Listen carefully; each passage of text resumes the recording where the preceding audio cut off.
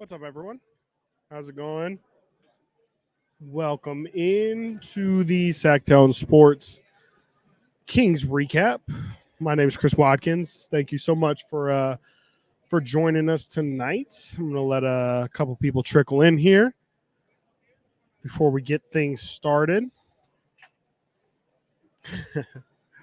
What did everyone think of the game tonight? Was everyone is this the result people were expecting? Were we surprised De'Aaron Fox gave it a go tonight? Clearly, he wasn't very hampered by that ankle injury. Definitely came as a surprise to me. Definitely was not expecting De'Aaron to play tonight. Even after we heard that Shams report that De'Aaron was trending in the right direction for either tonight or for Wednesday, I kind of never felt like it was going to happen. I thought it was going to be one of those where we're getting close, but we're not quite there. But clearly, after watching tonight's game, De'Aaron looks great. He looks healthy. It's pretty evident that that ankle's not hampering him at all. Whether or not he's 100% healed, of course, is still to be determined. We'll see how he feels tomorrow. I don't think it's a guarantee, 100% lock that he plays Wednesday against the Lakers, but I would definitely assume so, especially with how this team struggled without him. I think it's going to take De'Aaron Fox actually being injured, like he just was, for him to miss games. I don't foresee him doing the load management thing after frankly how poorly his team performed while he was out. So good to have De'Aaron out there tonight, and of course you knew he was going to make an impact on this game, and he definitely made his impact known. Let's get it started. Let's get it started here on an official tip. The Sacramento Kings pull off the victory tonight, 132-120 in regulation, and what I feel like I can confidently say was the best performance, especially offensively, from this team from this season. This is the day where the Kings really did look like the Kings of last year that we came to love and know. And if anything, it might have even been better than a lot of the performances we saw from this team last year. 60%, or just under 60%. They finished tonight's game 49-83, 59% from the field, 48% from three, 20 made three-point field goals. Just incredible. I mean, the shot was falling tonight for just about everyone who the Kings needed it to fall for. Good to see them kind of knock out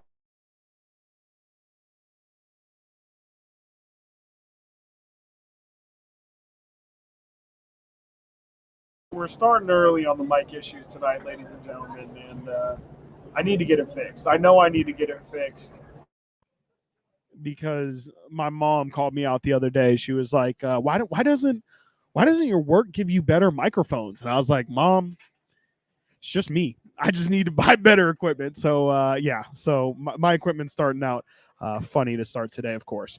But great to see the Kings knock down 20 shots from the perimeter. That has to be the most that they've hit so far this year. Kevin was on fire. He was 6 of 9 from 3 tonight. Keegan knocked down his shot 5 of 8. Great to see him just get out of this slump. He played well against OKC on Friday, but still was a little bit of in a shooting slump. And tonight, no slumpage at all.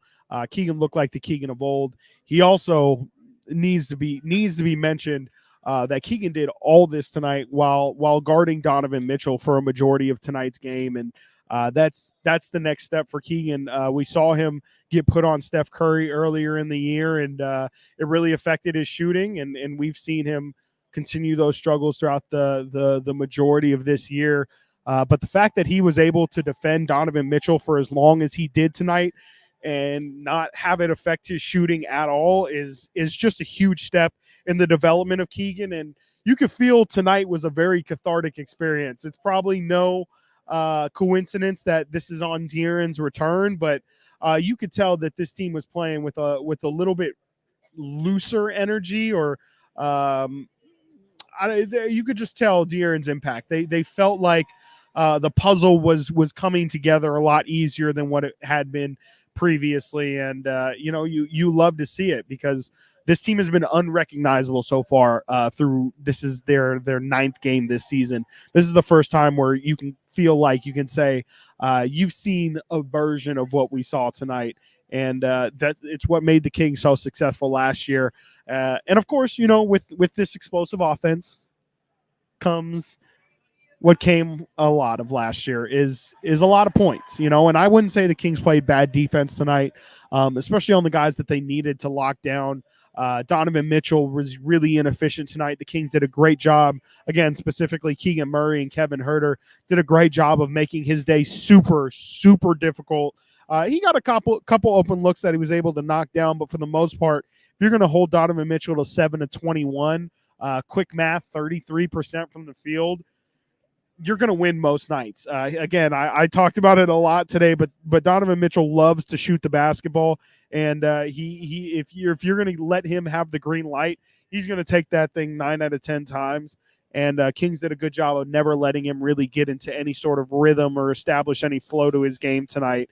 And I definitely think that played a big factor in them getting the result. I talked about it a lot. I did a lot of research last night on the Cavs, more so just trying to figure out what's been their issue this season. They fall to 4-6. I don't think a lot of people know that Cleveland has kind of struggled this year. They've lost twice to Oklahoma City and beat Golden State twice here recently. So as Kings fans who've with the Kings have obviously played both of those teams, a little tough to get a read on how tonight was going to go. But I thought, the where I was going was a big reason why Cleveland has kind of struggled is because they were without Darius Garland and Jared Allen for the first, I think, 4 or 5 games of this season. They just came back at the start of November 2 weeks ago, and they're working through it. We saw how the Kings looked without De'Aaron Fox, and clearly there wasn't much of an adjustment period tonight. But I think Jared Allen and Darius Garland are still trying to get their legs from underneath them in this early part of the season. They just haven't been the guys that Cleveland's needed them to be. They combined for minus 39 tonight between the two of them. Jared Allen minus 25, Darius Garland minus 14. So they just didn't win the minutes when they were out on the floor, and there's a lot of reasons for that.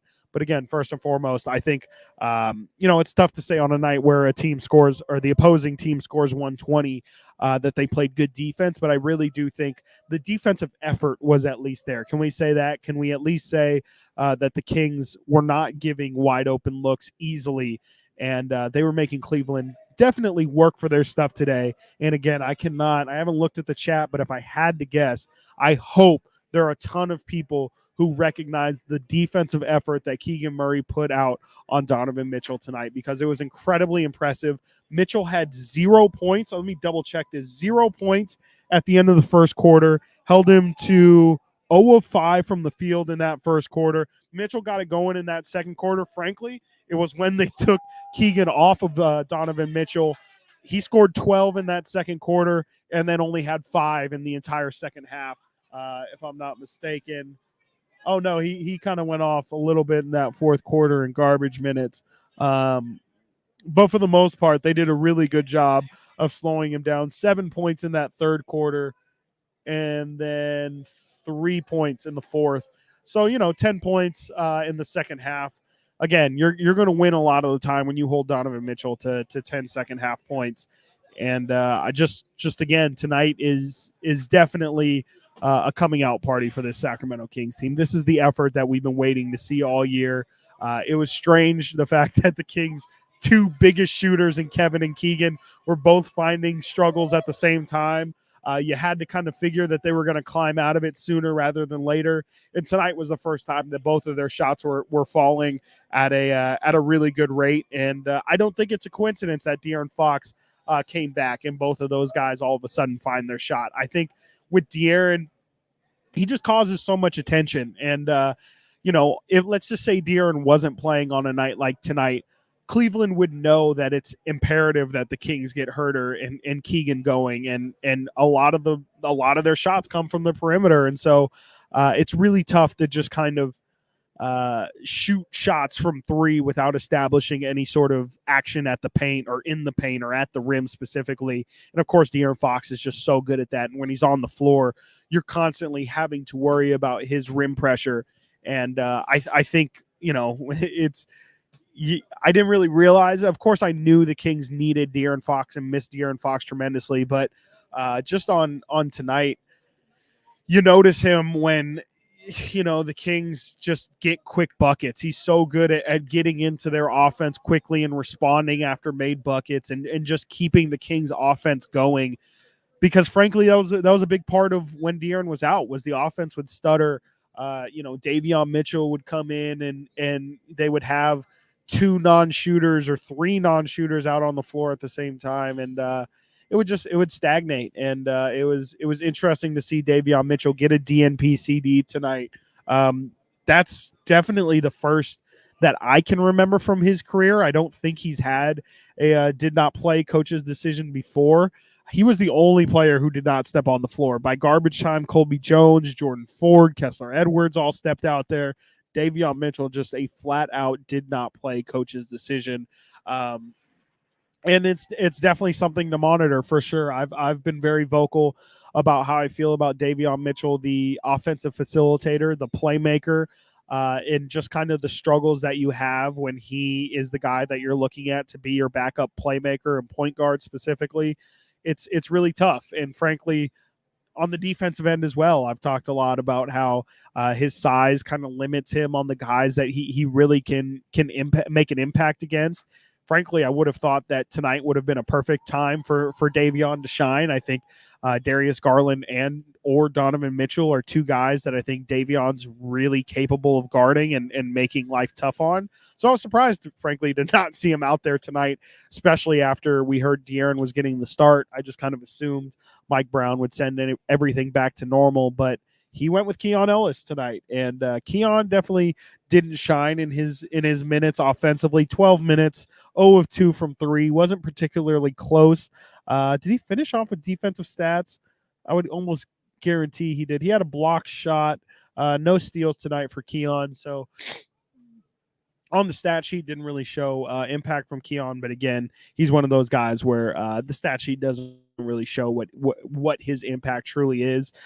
It'll be interesting to see later on tonight or tomorrow morning kind of what the opponent field goal percentages were when Keon, and specifically I really want to see what Donovan Mitchell did with Keegan on him tonight, because again, cannot reiterate enough just the ball pressure that they put on those guys and how difficult they made it for them, because I really think tonight would have been a night where it could have gotten ugly. After seeing Shai Gilgeous-Alexander drop 30 on this team the other night, after watching Jeremy Grant drop 30 on this team the other night, I would have bet a lot of things that I own that Donovan Mitchell was going to have himself a night tonight. But again, the Kings did a really good job of just making life difficult for him. And Karis LeVert even had 21 points on an efficient 7 of 13.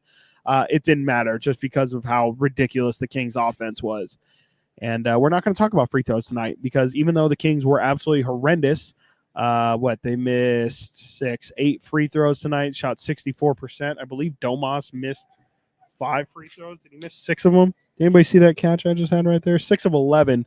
So Domas missed 5 free throws tonight. And that just continues to be a problem that we're not going to talk about until it really affects them, because we've seen already this season that missed free throws can be the difference in these games. And just something they got to clean up. Like, I know Mike Brown drills it on him. People always ask, why don't pros practice free throws?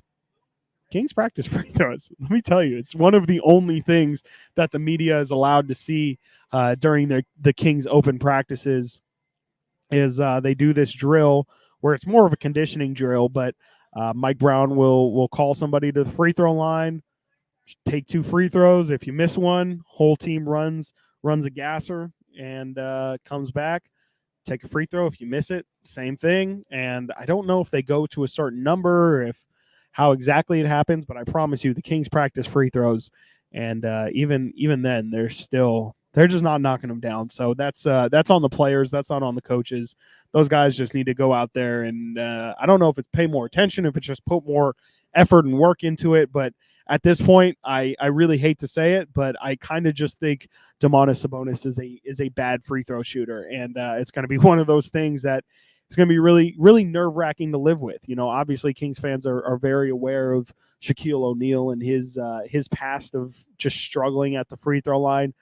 Domas isn't there yet, but we've now seen a couple nights where he's missed 4 to 5 free throws on a given night, and that's not something Shaq would do. So definitely is something to monitor, especially towards the end of the season and in big games in general. You just don't want to miss a ton of free throws like they did tonight. But when you shoot like you did, when you shoot 60% from the field, 48% from three, you don't got to worry about stupid little free throws. So shout out the Kings for actually knocking down their open shots tonight, which has been a lot harder said than done, I guess. Yeah, how about this, Manny? This is the first thing I noticed when I looked at the box sheet after the game. 4 Sacramento Kings finished with 20 points. I don't know if I can check something like that, but I'm definitely going to go out on a limb and say that it's either hasn't been done so far this season or has only been done once, if at all. Definitely going to look that up because it feels like one of those things where I can't imagine, again, just many teams that have the firepower to put up a performance like tonight. The Warriors have this now infamous stat of nobody else besides Steph Curry on their team has scored over 20 points. And that's the entire season. Dario Saric has the highest scoring output of any non-Steph Curry Warrior with 20 flat. So the fact that the Kings on tonight have 3 guys finish above 20 and then Kevin Huerter at 20, it's just incredibly impressive. And again, just another example of how this team's depth and their overall firepower is just a real weapon that I don't think any team in the NBA can deal with when these guys are hitting shots. Now, the problem is, A, this season, we have not seen these guys hit shots at this rate, and B, in the biggest games of last season, we did not see these guys hit their shots at the level they were capable at, with the exception of Game 4 of that playoff series against the Warriors last year. And they lost that game. So, if the Kings can play the game of basketball that they want to play, which is, again, just a lot of threes, making 40% of their threes. Last year, they led the NBA in field goal percentage at just above 50 or just below 50. They were right around 50% from the field. If they can shoot those percentages on any given night, they're going to feel really good about their chances. So on a night where they shoot, again, 60% and 50% from three, they're going to win those nights most times, more times than not, I should say. Awesome having Fox back. Absolutely. Of course. Great to have De'Aaron Fox back. He's a huge reason why the result was the way it was tonight. Just a freaking problem, man. Like this team is De'Aaron Fox like at that superstar level? I truthfully don't know. I personally didn't think so, but after watching this stretch of games where he hasn't been there and just how much they need him and then how good they look in the one game that he comes back, it's really, really tough to not put De'Aaron Fox in a different category than what he was before, because clearly this team just needs him. And, that's the kind of thing that puts you in the MVP conversation. It's not even, I mean, of course, it's the games that you do play. Of course, it's the numbers that you put up when you play. But also, frankly, a part of MVP is how your team does when you're not out there. And the fact that the Kings really struggled without De'Aaron, to put it lightly, just absolutely a sign that this guy is potentially an MVP candidate. Maybe this year, maybe a couple years down the line. Mike Brown talked about it in the pregame presser this morning, or I'm sorry, before the game today. And he believes it. He really thinks De'Aaron Fox is more than capable. Like, almost, he didn't scoff at the notion of it, but I mean, Jason Anderson asked him, like, do you think De'Aaron is capable of being an MVP one day in this league? And without hesitation, Mike Brown said, absolutely. Like, just of course. Like, and then went on and on to talk about all the things De'Aaron provides for their team. So this is a guy who, you know, he might have made the leap and we haven't even seen it yet. That's the level of importance that I think we're seeing for De'Aaron, is, again, because the true sign isn't just the numbers you put up either. It's how much better you make your teammates. And this is a prime example where, again, the Kings offense has just been sputtering without De'Aaron Fox. In the first game he comes back, they have their best performance without a doubt of the season. Their two most important shooters start hitting shots. They look like a completely different team. And it feels good. It feels really good to feel positively about this team again, because they were on very shaky ground these last couple of days, these last week and a half or whatever it's been. And it's been nerve-wracking. And of course that's going to happen at the beginning of a lot of seasons. It's not always going to start like it did for the Denver Nuggets after a title, where you start 8-1 and you feel like you're carrying on momentum from the season previous. Sometimes you got to work through things. Sometimes, seasons aren't going to be Cinderella stories where it's exactly how everybody pictured and imagined it being. Sometimes you got to go through struggle to really figure out who you are as a team. And it's kind of corny, it's kind of cliche, but I really do think that this road trip that the Kings are about to embark on, they don't come back here to Golden One Center until November 28th in a couple weeks. I think this long road trip is going to do a really good job. It's going to do wonders for bringing this team together as a group and really just figuring out who they are as a team, who is their identity, and no better time to do it than with De'Aaron Fox coming back right here, right now. So I think this team's in a really good spot moving forward. Definitely don't have an easy schedule, that's for sure. Let me pull that up real quick. I know they obviously play the Lakers on Wednesday here coming up. They also have a date with the incredibly hot Dallas Mavericks coming up on Sunday. Let me get this correct. Let me get this straight. So on Wednesday, again, they're embarking on I believe this is a 6-game trip, 6-game road trip here coming up. They probably will leave either tonight or tomorrow, probably tomorrow. They'll probably leave tomorrow at around 1 or 2. They will play the Lakers on Wednesday. They will play the San Antonio Spurs. I believe that'll be on ESPN in the in-season tournament on Friday against Victor Wembanyama. Should be an interesting one. And then Sunday, they play the Dallas Mavericks, and then back-to-back in New Orleans against the Pelicans on Monday and Wednesday, and then again a in-season tournament game next Friday in Minnesota before coming home again for in-season tournament action here at Golden One Center against the Golden State Warriors. It's not an easy road trip for sure. It's not the world's toughest. It's not the furthest distance traveled either, but you got some tough tests there. You've got the Lakers, who the Kings have already played here in this building and took to overtime to win. We saw De'Aaron Fox was a huge factor in that game. LeBron James missed their last game, if I'm not mistaken, and I believe he's missed 2 already this year. So who knows if LeBron will be going on Wednesday. Kings definitely need to hop on that opportunity, as it is still a division opponent. That's a team that they've already shown they're capable of beating at full strength. So the Kings need to win that one. Friday against San Antonio. Of course, San Antonio is another team Kings should definitely be able to take care of. You got to beat teams that you should beat. They took care of Utah. They took care of Portland. Especially if you want to be at the top of the Western Conference, it's already hard enough to beat the good teams. You got to take care of the bad teams. And that's exactly what San Antonio is. You got to take care of that on Friday. And then Sunday is that's a proving game. That is absolutely a time for the Kings to prove themselves and show how good they are this season. I believe Dallas is 8-2 to start this year, if I'm not mistaken. Let me pull that up. But they've been really, really good. Yeah, 8-2 on the year. I believe that also includes a win against the defending champ Denver Nuggets. They lost to Denver.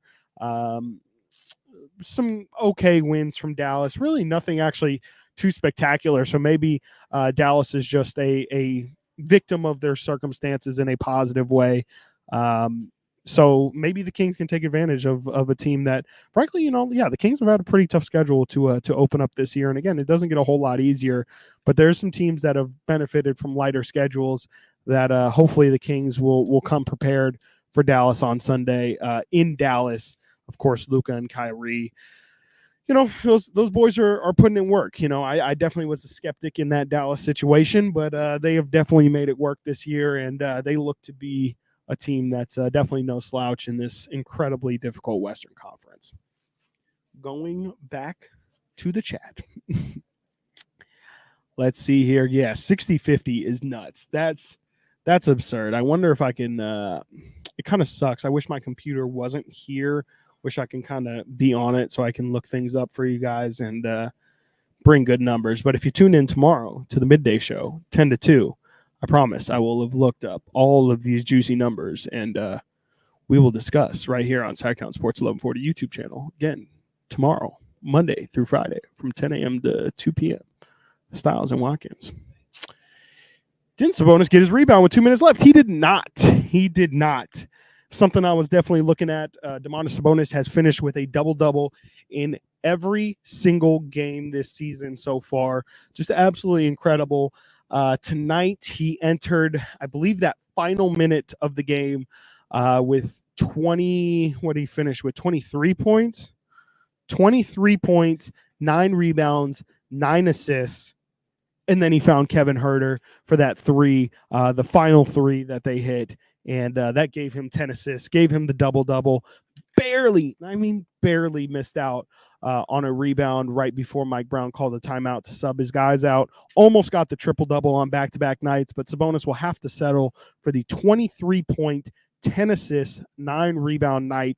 Again, continuing his double-double streak that is now 9, if I'm not mistaken, 9 double-doubles for Domantas Sabonis to start the season. And, of course, that's leading the league. Ian, yes, can we please get a GoFundMe for a new mic? It's not even the mic that's the problem. It's the freaking cord.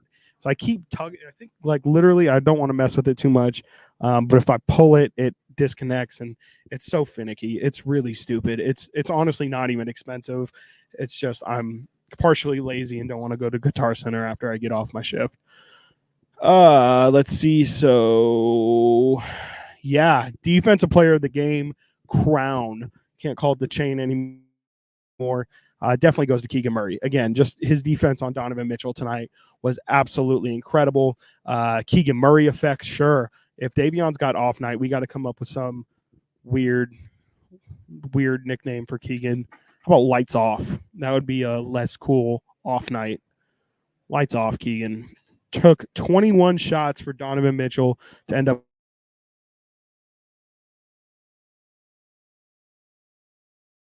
freaking Mike. That is the quintessential sign of an inefficient shooting night right there. If your points just about match your shot attempts, that is a pure sign of inefficiency on a given night. And Kings did a great job of just making Donovan Mitchell again just work for his shots all night long. And you're gonna beat this team a lot of the time when you make Donovan as ball dominant as he was tonight. Great game for Sasha. Yes, Enbo, what a comment. I can't believe we haven't really talked about Sasha much. He came in, made instant impact, hit 2 threes, hit a layup as well, and I believe that was the first quarter of action, if I'm not mistaken. Let me double check here. Yeah, first quarter, 8 points plus 10 for Sasha, 2 threes, in a layup for him. Really good entrance. I put out on Twitter that first quarter feels like what the Kings were envisioning probably at the start of the year when they thought about this lineup and the depth that they would have to have Malik Monk come in and hit a 3. He had five points in that first quarter. Sasha comes in. He knocks down 2 threes. He gets a cut. He gets 8 points in that first quarter. To me, that's like exactly what I think this Kings front office was envisioning when they were thinking about this season and the depth and just the guys coming off the bench. If Sasha can get comfortable, which the dude looks so comfortable on offense, it's actually insane how comfortable he is pulling that 3 no hesitation. He honestly takes just bold shots. Like, it's to the level where they're almost bad shots he's taking, but that also just tells you how confident Mike Brown and this coaching staff is in his shooting ability. The fact that they don't even wince or blink when he takes those tough threes. That just tells you how high level of a shooter this guy is and the things that they've seen him make. If they're okay with him taking these shots, then that must mean that they've seen him hit these things very regularly, because we see it with JaVale. Like, I really truthfully think the only reason why JaVale McGee isn't playing is because he sometimes brings a little chaos in bad ways to the Kings. And they just kind of want to be very structured, and it feels like if Sasha were this loose cannon who's just pulling recklessly, I feel like Mike Brown just wouldn't give him run, especially with, I don't want to say Sasha's a liability, but he's definitely not one of their best defenders. So if Sasha were not a good defender and just pulling reckless on offense, I just don't think Mike Brown would play him. So I think the fact that Sasha is taking those shots clearly means he's hitting some crazy stuff in practice, and they give him the ultimate green light. Third quarter was absolutely incredible. I feel like don't even have time to breathe. Kings scored 42 points in that third quarter. Absolutely ridiculous. You love to see it. That was a big calling card for the Warriors through their playoff run, was their third quarters.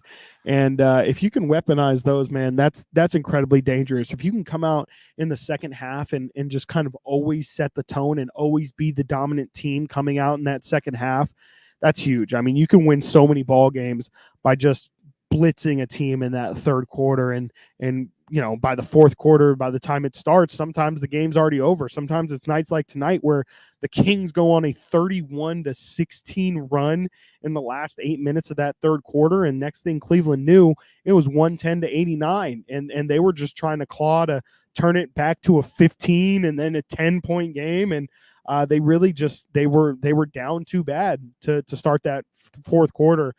So if the Kings can make this a habit, that's a phenomenal thing for their record this year, and things you love to see. And Mike Brown also notices that as well. He's somebody who comes from that Warrior system and is well aware of what those big third quarters can do for a team, just confidence-wise, and how much it hurts on the other end to just get absolutely obliterated after trying to make second half adjustments.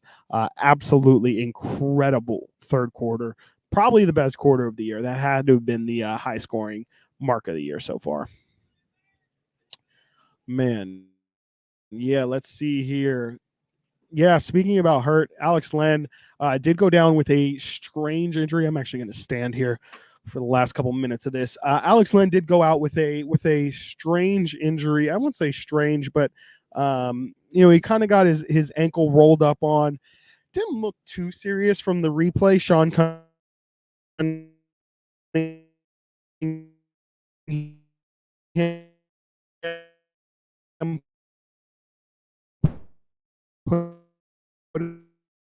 it out. It kind of looked like a high ankle sprain, so wouldn't be surprised if he's out for a game or two. And JaVale is more than capable of kind of filling in that role for a short time period. Yeah, no interest. Interesting that Davon got no minutes today.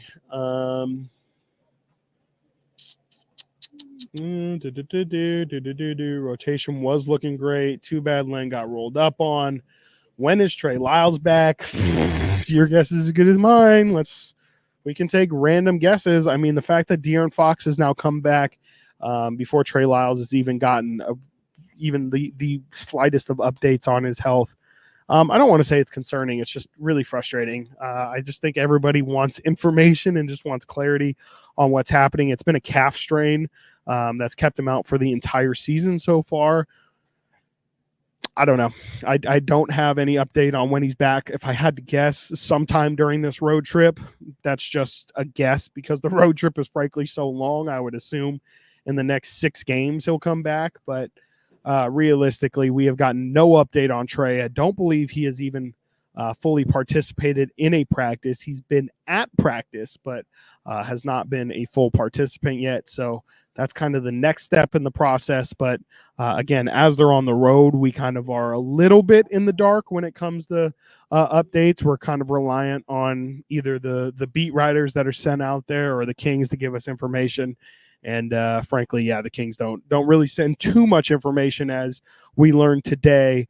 De'Aaron Fox kind of, that was only broken via Shams. That was not a local break. It was not anything we were tipped on to. I believe everyone was at shoot around, saw De'Aaron there, but even didn't get an update at that shoot around. So when is Trey Lyles back? Your guess is as good as mine, and we'll all probably find out together. Excuse me. Let's see here. Stoic night. I love that. Stoic night for Keegan. That's awesome. I too wish that Trey Lyles is back by the end of November.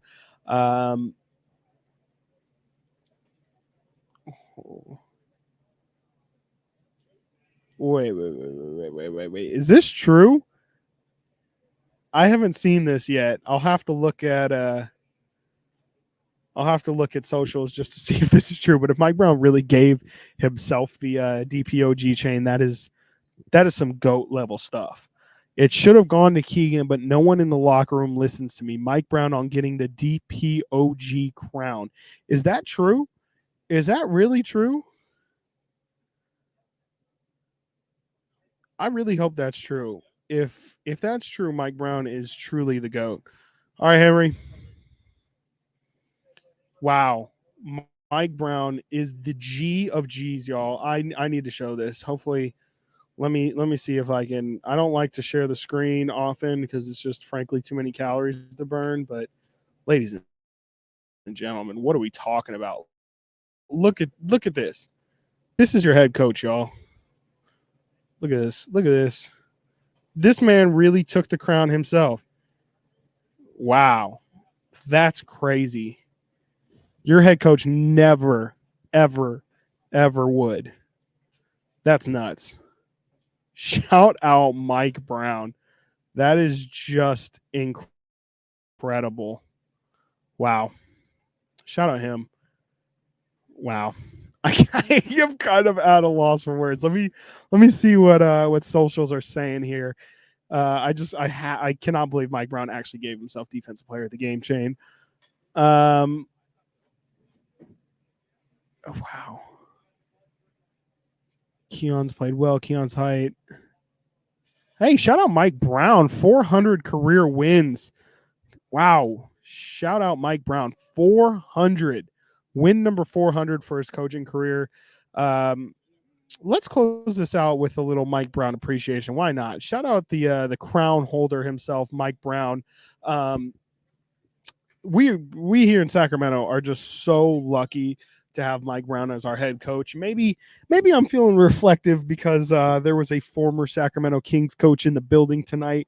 Luke Walton is on the Cleveland Cavaliers coaching staff, so maybe that's why I'm just in an appreciative mode for our head coach right now. But man, just how quickly he's turned this culture around, it's insane. Who would have thought that, after 17 years of wandering the desert, I believe G-Man put it, as the Kings were snapping the playoff streak, who would have thought that it would just take a year to flip that thing around? Who would have thought, I for sure would have said, oh no, it's going to be a slow burn. First, you gotta win 40 or 38 wins, and then it's 42.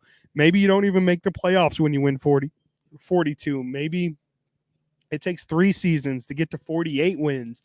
And then who knows what seed you are? Maybe you're a 6 seed, and it's just about learning playoff experience and going through hardship. And this thing could have been a 5 to 7 year rollout. Mike Brown flipped this thing around in 1 season, and we were scared. We were definitely nervous at the beginning of this year that it was a one-hit wonder. But after tonight's game, it's really hard to not think that this team does have a future for this year, and that future is incredibly bright. Who knows if it'll be better than last year? But just what a job Mike Brown has done. He's someone who's kind of gotten an unfair shake in his coaching career so far. Definitely not with the opportunities he's gotten. He's gotten maybe the best opportunities of any coach in NBA history, you can maybe argue, working in San Antonio with, underneath Greg Popovich, first off, but with Tony Parker and I can't believe he's the first one I say, but with Tim Duncan, with David Robinson, with Manu, with Steve Kerr, even on those teams as well, and then coaching LeBron James, young LeBron, making a finals appearance with LeBron way earlier than what I think anybody expected. Then after that, making the finals, but also battling for a couple years in that Eastern Conference, then moving on to that coaching job with the Lakers. Almost an impossible situation to walk into. I believe he was the immediate replacement for Phil Jackson. You're not going to be able to replace a legend like that, but he tried his best. I believe they also made the playoffs in his first year as the Lakers head coach, and then was fired pretty abruptly at the start of his second year. He's gotten pretty both pretty fortunate and unfortunate in the situations he's had in the past, just with the level of expectation he walked into, and then to walk into this Kings situation with pretty much no expectations at all, but to just absolutely, just reset the bar for what everyone's expectations even could be. Shout out Mike Brown, and again, just what a fortunate land the Kings got by getting Mike Brown, because we can't forget how close it was to bringing in Mark Jackson, and Steve Clifford was a finalist for this job. So, of course, shout out Monty McNair, who's made a lot of really smart looking choices in hindsight, but definitely the bringing in of Mike Brown kind of stands alone at top as the one move that really turned this thing around quicker than anything else. So that's it. That's all I got. That's my Mike Brown rant. And shout out Luke Walton for also playing his part in making Mike Brown's Sacramento Kings career a possibility. All right, y'all. I think I'm going to wrap it up with the 3 stars of the night. Yes, absolutely. Shout out Rick Alleman, who was the last coach to have this level of chemistry with the team. Of course, chemistry kind of goes hand in hand with winning, which probably plays a little bit of a factor into it. But, even before they were winning last year, I think Mike did a great job of just setting expectations and letting them be known, and not settling for what I think many of us here would have settled for. Again, like he was someone who even this year has been preaching championship. And I don't know how many people realistically believe that this team is already at a championship level, but the fact that he's just not afraid to continue to hammer that point home and just continue to call this team a championship quality, I think is just it just speaks to what he's done to change the mentality of what's going on and what we expect here in Sacramento. So let's move on to 3 stars. All right, moving on to 3 stars of the night. Tonight's going to be a tough one. It's really going to be a tough one because it's there's only 3 spots for 4 guys. Let's do first star. Guys, this is a tough. Someone's got to get left out, and I don't know who's going to get left out. This is the biggest problem. Yeah, I really don't know. I don't know who I want to leave out. It's kind of funny because, you know what? No, this is... You know what? I'm sorry. Domas, you're going to have to get left out. I'm sorry, man. I really don't want to do it.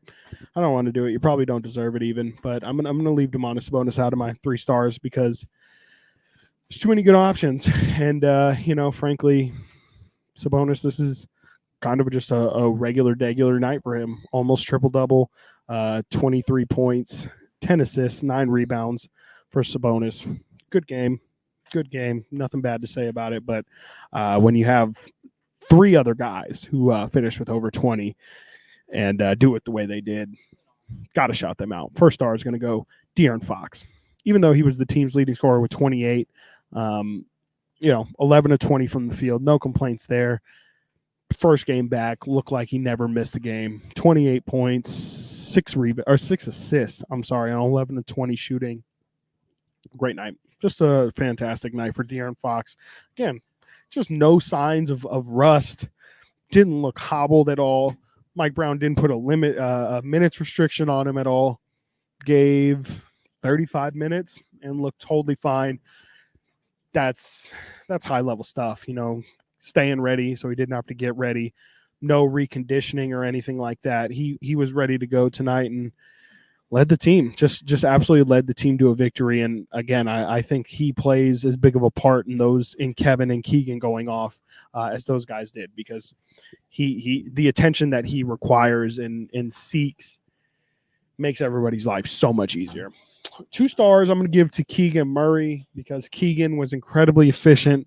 And this is the first day where it's really felt like he's on the other side of that shooting slump. He started to kind of get some baskets the other night against OKC, much like he kind of started to hit shots in game 3 of that playoff series before eventually opening it up in game 4. Kind of feels similar, where he started to hit some shots against OKC, wasn't the most efficient, but still got the 25 points. And then tonight, you really see that momentum start to carry itself over. He knocked down 5 of 8 from 3 tonight, 25 points, 8 boards. And again, guarded Donovan Mitchell. I feel like Keegan should probably be number 1. He should probably get the 3 stars for his defense. You know what? I am going to retroactively change that. Keegan's getting 3 stars for his defense. Kevin Huerter's going to get the 2 stars. I was going to give it to Kevin because he made 1 more 3, but I forgot about the defensive impact of Keegan. So, yeah, we're going to give Kevin Huerter actually 2 stars. Keegan 3 stars. Kevin hit 6 threes. This is now a continuation of Kevin Huerter getting out of his shooting slump, which is, of course, fantastic to see. He's going to be incredibly key for this Kings team. And, I think he's officially quieted all the Kevin Huerter getting taken out of the starting lineup talk. Chris Duarte had shocker tonight. 4 fouls in 9 minutes. Just really didn't get anything going. You could feel the frustration from him all the way up here. He's trying to figure it out. It just hasn't looked pretty since he's came here to Sacramento. And it's a shame, because I really still think that his talent and his skill set lends itself to be able to help. Maybe he'll figure it out. Maybe this is his own little slump. But to me, defensively is where we're seeing the biggest struggles out of Duarte. Just way too handsy, way too physical. And that, of course, is showing in his fouls. But if he can just kind of tone down the fouls a little, I think it'll do wonders for just slowing down his game and helping him breathe a little, because he's clearly putting a lot of stress on his mind on the defensive end of things. And I think it's carrying over to a lot of his shooting problems. So hopefully Duarte can get to the other side of that as we've seen Keegan and Kevin. But final results there, we're going De'Aaron 1 star on his 28-point return. We're doing Kevin Huerter 2 stars, 6 threes made, and a continuation of getting out of his shooting slump. And Keegan Murray, who is now, I'm going to say he's out of his slump. I think Keegan just kind of needs 1 game of knocking down shots to get out of his slump. He knocked down 5 threes and played defense incredibly well on Donovan Mitchell all night long. So Keegan Murray gets the 3 stars of the night.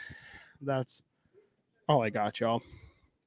I think this is the longest stream of the year, so shout out everyone who hopped in here. Definitely be sure to hop in here at the end of every single game as we hop on for about a half hour to apparently 50 minutes, just to kind of recap the game, vibe it out a little, feel the feels and vibe the vibes, and